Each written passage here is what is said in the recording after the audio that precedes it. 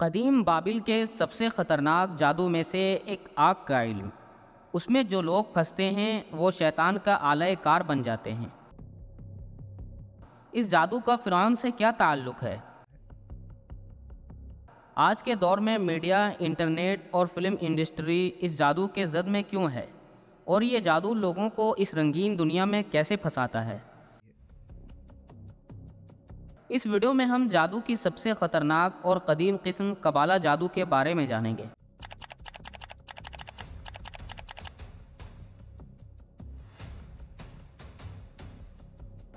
اس دنیا کے علاوہ ایک اور متوازی اور اسی طرح کی دنیا موجود ہے، جہاں اچھائی اور برائی کی جنگ جاری رہتی ہے، لیکن ہماری آنکھیں دیکھنے سے قاصر ہیں۔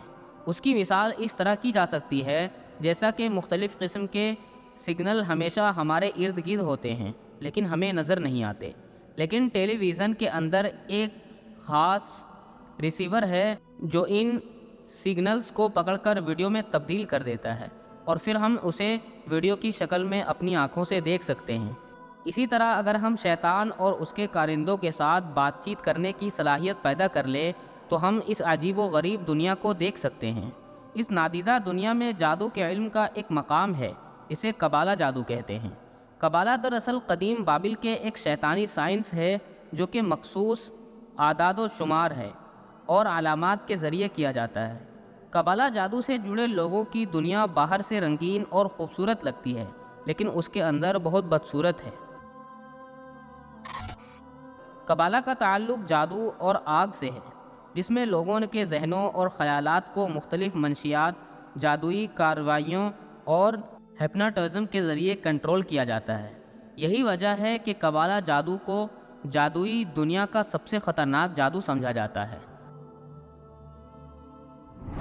قبالہ جادو ہزاروں سال پہلے بابل کی تہذیب میں شروع ہوا تھا، اور اس قسم کے جادو نے اس قدر ترقی کی کہ آہستہ آہستہ ایک خفیہ مذہب میں تبدیل ہو گیا، اور پھر وقت کے ساتھ ساتھ یہ ایک پوری تہذیب کی شکل اختیار کر گیا۔ جبکہ بعض محققین کے مطابق قبالہ جادو بنی اسرائیل سے شروع ہوا تھا۔ تاریخ کے مطابق جب حضرت یعقوب علیہ السلام کے بیٹے حضرت یوسف علیہ السلام کو مصر کی سلطنت دی گئی، چنانچہ آپ نے اپنے تمام بھائیوں اور رشتہ داروں کو وہاں سے بلایا اور یہ لوگ یہاں آ کر آباد ہو گئے۔ اس وقت مصر کے لوگ جادو کے فن میں کمال رکھتے تھے۔ یہاں لوگ جادو کے علم سے ہر ناممکن اور ناقابل یقین کام کو قبلہ کہتے تھے۔ مثال کے طور پر حضرت موسیٰ علیہ السلام کے دور میں مصر کے فرعون کے دربار میں وہ جادوگر جنہوں نے حضرت موسیٰ علیہ السلام سے جنگ کی تھی، وہ بھی قبالہ جادو کے ماہر تھے۔ اسی طرح وہ سامری جس نے بچڑے کی پوجا سے لوگوں کو شرک میں مبتلا کیا، اور اس کے جادو نے بھی وہی قبالہ جادو استعمال کیا۔ اسی طرح نمرود اور فرعون کے درباری پجاری اور نجومی جنہوں نے انہیں بتایا کہ بچہ پیدا ہونے والا ہے جو ان کی سلطنت کا خاتمہ کرے گا، یہ پیشین گوئی بھی قبالہ جادو کے ذریعے کی گئی تھی۔ لیکن ایک وقت ایسا آیا کہ اللہ تعالیٰ نے حضرت موسیٰ علیہ السلام کو اپنی قوم کے ساتھ فلسطین کی طرف ہجرت کرنے کا حکم دیا۔ چنانچہ حضرت موسیٰ علیہ السلام نے بنی اسرائیل کو سمندر کے ذریعے بچایا اور مصر سے نکل گئے، اور فرعون اپنے لشکر سمیت سمندر میں ڈوب گیا۔ حضرت موسیٰ علیہ السلام بنی اسرائیل کے ساتھ فلسطین میں آباد ہوئے تھے۔ جس طرح بنی اسرائیل نے مصر میں کئی سال گزارے تھے اور لوگ فرعونیت میں رہتے تھے، تو ان میں جادوگر کا علم اور دنیا پر حکومت کرنے کا غرور اور تکبر آ گیا تھا۔ چنانچہ فلسطین میں بنی اسرائیل رفتہ رفتہ باغی اور نافرمان ہو گئے اور مصری جادوگروں سے سیکھے گئے، قبالہ کے طریقوں اور جادو کو اپنے مقاصد کے لیے استعمال کرنے لگے۔ بنی اسرائیل مصری جادوگروں سے زیادہ جادو میں ماہر ہو گئے اور اسے اپنے دشمنوں اور مخالفین کو نقصان پہنچانے کے لیے استعمال کیا۔ حضرت سلیمان علیہ السلام کے دور میں بھی اللہ تعالیٰ نے انہیں عظیم سلطنت کے علاوہ جنات پر بھی حکومت عطا فرمائی۔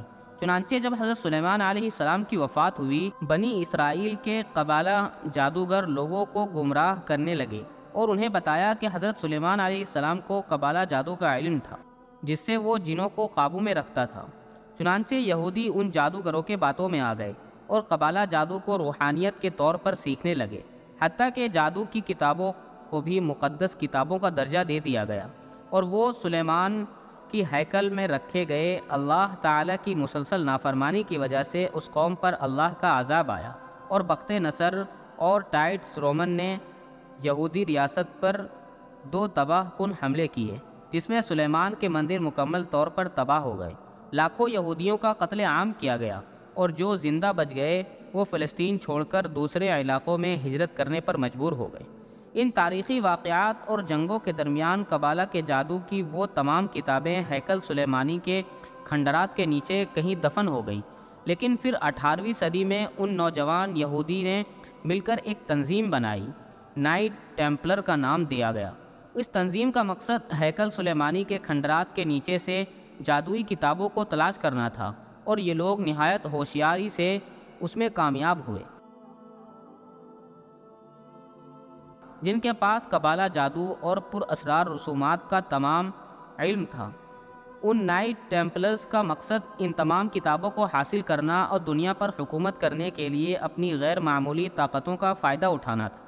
یہ لوگ عیسائیوں کے ساتھ مل کر صلیبی جنگوں میں شامل ہوتے رہے، اور وہ اپنا حصہ یعنی عیسائی ہونے کا بہانہ کر کے دنیا پر حکمرانی کے خواب دیکھتے رہے، لیکن سلطان صلاح الدین ایوبی جیسے مسلم حکمرانوں کی موجودگی میں ان کے ناپاک عزائم کامیاب نہ ہو سکے۔ چنانچہ جب عیسائیوں کو معلوم ہوا کہ یہ نائٹ ٹیمپلرز یہودی ہیں تو انہوں نے انہیں قتل کرنا شروع کر دیا، جس کے بعد یہ نائٹ ٹیمپلرز اسکاٹ لینڈ کے طرف ہجرت کرنے پر مجبور ہوئے، اور پھر آہستہ آہستہ اپنا اثر پورے برطانیہ تک پھیلا دیا۔ بہت جلد یہ لوگ دنیا کے تمام وسائل پر قابض ہونے لگے، یہاں تک کہ انہوں نے دنیا بھر میں جائیدادوں اور تمام وسائل پر قبضہ کر لیا۔ یہ تنظیم دنیا بھر سے تربیت یافتہ اور تجربہ کار افراد پر مشتمل تھی۔ اس تنظیم کے سربراہ کو ماسٹر اور اس کے نائب کو گرینڈ ماسٹر کہا جاتا ہے۔ گرینڈ ماسٹر کا حکم ان کے نزدیک خدا کا درجہ رکھتا تھا۔ یہ نائٹ ٹیمپلرز ہی تھے جنہوں نے یورپ اور اسی طرح بین کاری نظام میں دلچسپی کو متعارف کرایا۔ جدید دور کے خفیہ تنظیم ایلومیناتی اور نائٹس ٹیمپلرز کی شاخیں ہیں۔ کہا جاتا ہے کہ دنیا کی کل آبادی صرف 1% ایلومیناٹی ہے، جو دنیا کے امیر ترین لوگ ہیں، اور یہ آپ کی بلڈ لائن یعنی فیملی ہے جو نسل در نسل شیطان کی عبادت کر رہے ہیں۔ یہ لوگ دنیا کے مالیاتی نظام اور ریزرو بینک کے مالک ہیں، اور دنیا کے 80 سے 90% وسائل پر ان کا کنٹرول ہے۔ ان کا اصل مقصد شیطان کو فروغ دینا ہے۔ ان کا طریقہ یہ ہے کہ اپنے شعبے کے مشہور لوگوں کو کسی حد تک اپنے حلقے میں شامل کریں، اور پھر اپنے ہی لوگوں کو عوام میں مشہور کر کے لوگوں کے دلوں میں جگہ بنا لیں۔ قبالہ کے جادوگر اپنے جسم پر مختلف علامتوں میں ٹیٹو بنواتے تھے، جس میں مثلث، 5 نکاتی، ستارہ اور 1 آنکھ والی علامتیں استعمال کی گئی ہیں۔ قبالہ کے جادوگر اکثر ایسے لوگوں کو اپنے آواز کے طور پر استعمال کرتے ہیں جو مشہور شخصیات کے فہرست میں شامل ہیں۔ ان دنوں ٹیلی ویژن پر کچھ بڑی مشہور شخصیات شاندار نظر آتی ہیں، وہ بھی اسی قبلہ نظام پر عمل پیرا ہیں۔ یہی وجہ ہے کہ آج وہ کسی گناہ کو گناہ نہیں سمجھتے۔ بے حیائی ان کے ساتھ چمکتے ستاروں کی وجہ سے کی جاتی ہے۔ لوگ اپنے مذہب پر چلنے کے بجائے ان ستاروں کے نقش قدم پر چلتے نظر آتے ہیں۔ قبالہ جادو کی مدد سے بہت سی فلموں کے رقص اور گانے ترتیب دیے جاتے ہیں، اس لیے جب لوگ اسے سنتے ہیں تو اس قدر مگن ہو جاتے ہیں کہ انہیں دنیا کی خبر ہی نہیں رہتی۔ وہ موسیقی کے ذریعے لوگوں کے ذہنوں میں قبالہ کے اثرات ڈالتے ہیں، اور لوگ آسانی سے اس کے زد میں آ جاتے ہیں۔ ان کے کانوں میں فحاشی، بے شرمی، کفر، شرک، حتیٰ کہ شیطان کی پرستش کا چرچا ہے۔ جو لوگ اسے 24 گھنٹے بغیر سمجھے اور بغیر سوچے سنتے ہیں وہ اس کے اثر میں پھنس جاتے ہیں۔